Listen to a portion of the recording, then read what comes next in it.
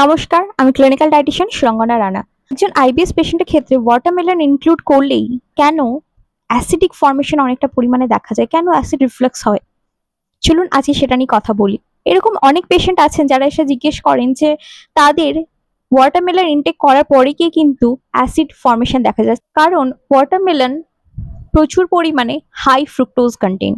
High fructose content থাকার জন্য এটি হাই ফরম্যাট ডায়েটের মধ্যে পড়ে, এক ধরনের ফার্মেন্টেবল সুগার। যখনই আইবিএস পেশেন্ট এই ওয়াটারমেলন ডায়েটের মধ্যে রাখছেন, খালি পেটে যখনই একজন আইবিএস পেশেন্ট ওনার ডায়েটের মধ্যে এই ওয়াটারমেলন ওনার ডায়েটের মধ্যে রাখছেন বা কনজিউম করছেন, তখনই গিয়ে এই অ্যাসিডিটি, ব্লোটিং, গ্যাস্ট্রিক ফর্মেশন এই ধরনের সমস্যাগুলো আরো বেশি পরিমাণে ট্রিগার করছে। তবে এর উপায় কি? ডেফিনেটলি এর উপায় আছে। যাদের আইবিএস এর সমস্যা আছে, চাইছেন ওয়াটারমেলন ডায়েটের মধ্যে রাখতে, দেন ডেফিনেটলি এমটি স্টমাকে কোনোভাবে কিন্তু ওয়াটারমেলন ইনটেক করবেন না। সেক্ষেত্রে কোনো আদার সিরিয়ালস বা প্রোটিনের সাথে এই ওয়াটারমেলনটাকে প্রপারলি পেয়ার আপ করে ডেফিনেটলি ডায়েটের মধ্যে রাখতে পারেন।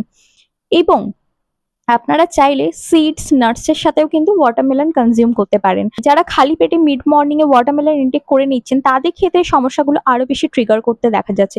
তবে অবশ্যই পোর্শন সাইজ কিন্তু কন্ট্রোলে রাখতে হবে। অনেকটা পরিমাণে পোর্শন সাইজ ইনক্লুড করলেও কিন্তু এই সমস্যা অনেক বেশি দেখা যেতে পারে। সুস্থ থাকবেন, ভালো থাকবেন। দেখা হচ্ছে পরের ভিডিওতে। আর আমার সাথে ডায়েট কনসালটেশন করতে চাইলে স্ক্রিনে দেওয়া নম্বরে অ্যাপয়েন্টমেন্ট বুক করে নিতে পারেন বা মেল করেও অ্যাপয়েন্টমেন্ট বুক করে নিতে পারবেন।